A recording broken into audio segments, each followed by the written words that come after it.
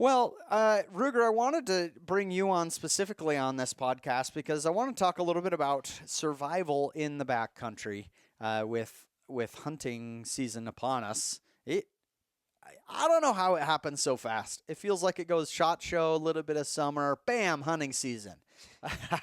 Just years are going by so fast now.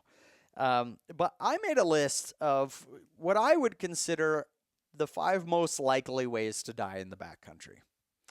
And I just want to have a conversation about what the things are that we should just do to prepare for those things as we're going. If you've spent any amount of time in the woods, you've faced some situations where everything's going great and all of a sudden, oh no, like there's a serious, scary situation you're in. We've been in a few ourselves. More than one. So I've got to say statistically, gunshot wound is probably, your number one for hunting. Probably the number one thing you can do to prevent this, don't trust your hunt buddies. When I go hunting with people, I don't trust them with gun safety. And I've learned that in most cases, I'm right. And with gun safety, you need to be a little bit of a jerk. Because the nice guy gets shot. And what I mean by that is when I'm hunting with a buddy, I don't care if they've been hunting all their lives and they're a professional, which, I'm often on an industry hunt or something. I don't care if you do this all day, every day. I'm going to check your chamber or at least say, hey, check that chamber. What's in it right now? I'm not just going to go start walking next to somebody that has a gun. I'm going to say, hey, what's the status of that gun right now? And a lot of guys walk around with a bullet in the chamber, ready to go. No way in heck I'm doing that on a big game hunt.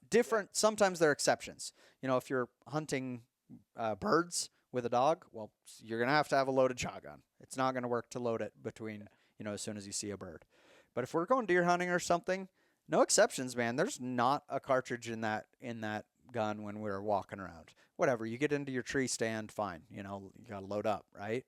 Once we spot a deer and we're going to start the stalk in and we're going to be getting close, okay, now we're going to load this up and now we're going to be super careful with that gun as we're stalking in, Yeah. But if we're just around, we're on four-wheelers and stuff, every single time we get on that four-wheeler, I'm going to be a little bit of a jerk and say, hey, what's the status of that gun? Let's unload that thing. I definitely agree with, on the four-wheeler, just because, it's rattling around. Things can happen. Mm-hmm. I do know a lot of people will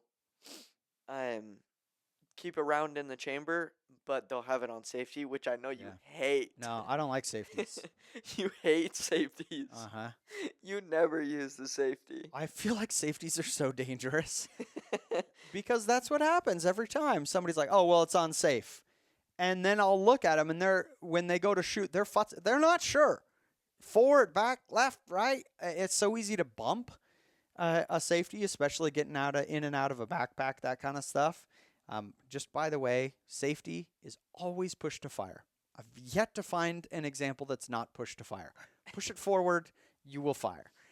But that's why I don't like safeties. And when people are walking around, it doesn't always work hunting because, you got dust everywhere and you don't want to get your action all nasty.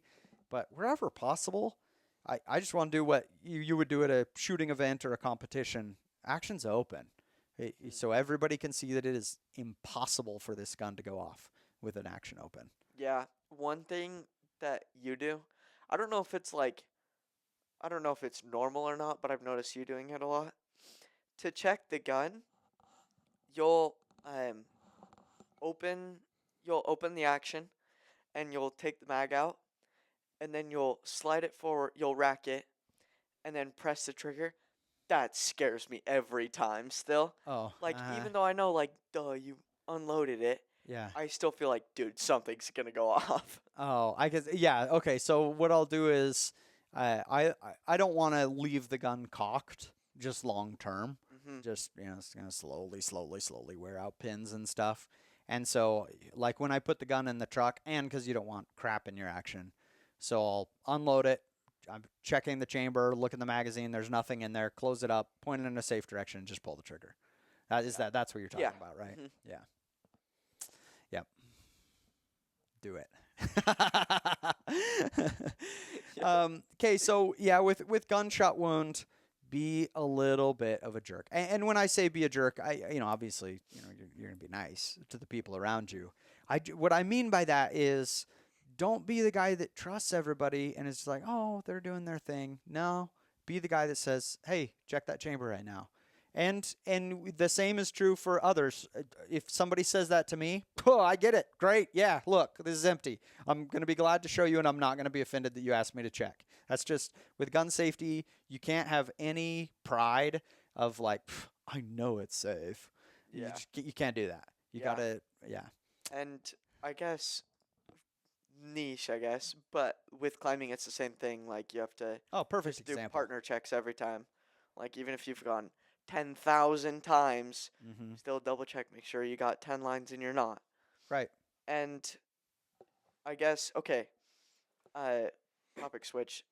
The best thing to like not necessarily prevent gunshot wounds, but if it does happen, the best thing you could do is like either have a chest seal or a tourniquet or Mm-hmm. frick even like a belt. Yeah. Just have a belt and a stick and apply a tourniquet. Yeah, so Mom and I took a first aid class with the Red Cross a little bit less than a year ago. Mhm. And it was actually really, really good. We did the CPR and the first aid. Incredibly boring. I almost died. But yeah, the real risk there was boredom. I almost got bored to death. Sounds like in that Hunter's Ed. class. Yes. Oh my gosh, Hunter's Ed. You're sending me down a sideline. But I kind of have this dream. It's it's on my 5-year horizon. I want to make a new online course for Hunter's Ed, like an official Hunter's Ed course, that's completely free. Just do it to help people, and use all the YouTubers in the industry to make each video. Just Ooh. make them fun, like you're watching YouTube. It sucks when kids, want to get into hunting, they're excited, and then we sit them in front of that crappy online course that just sucks all the fun out of it.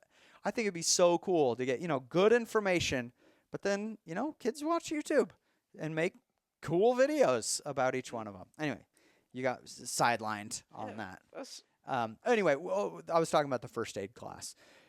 The thing that they taught us is if there's half of a soda can's worth of blood, it's life-threatening bleeding.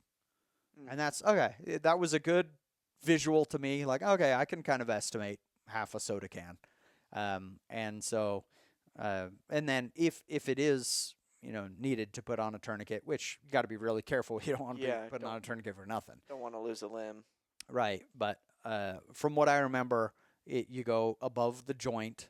So Yep. like, if it's whatever your forearm or something, you'd go just above the elbow, higher than the elbow.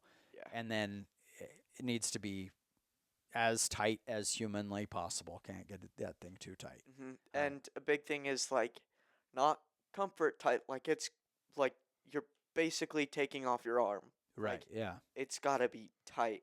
And I guess just make sure you're like trying to at least kind of target arteries. Yeah. Which, I mean, you could see if the bleeding Yeah, stops. exactly. Yeah, but that's a that obviously is the worst case scenario is a gunshot wound, but it's one that we got to be prepared for. Everybody goes way overboard preparing for bear safety, which we'll talk about in a little bit, but people don't take into account very much that hey, people a dozen people are going to get shot this fall. It's going to happen. Happens every season. And so you got to have at least some awareness of what to do. Yeah. For me, in my kill kit, where I just have my game bags and my knife to be cutting up the animal, that I just stick in just a couple things. I have a chest seal, a blood stop. What is it? What's the brand of that? Blood stop, blood clot, Quick clot. Quick clot. Yeah, I have one of those and a little tourniquet from a med kit, and then I'll just have like a little thing of leukotape. Yeah. And that's a very, very bare bones medical kit, but I feel like I could take care of a lot of things with that. Oh, and I actually also have aspirin in there, which we'll talk about later, for heart attack, but also just sometimes you're up at high elevation to get a headache. Yeah. And so that's one that I usually have. Oh, and I'll also have iodine in there for water. Yeah. I am couple things actually. One, what if it's like on your shoulder? Would you just like put it up your armpit to your trap? This was a clip from the Backfire Mancast, our podcast that we do every 10 days. Check out the Backfire Mancast. It's the really purpose of it is there are a lot of things that YouTube doesn't allow us to say every week, and that's where we can say it. But here we give a couple clips of things that are suitable for the YouTube overlords.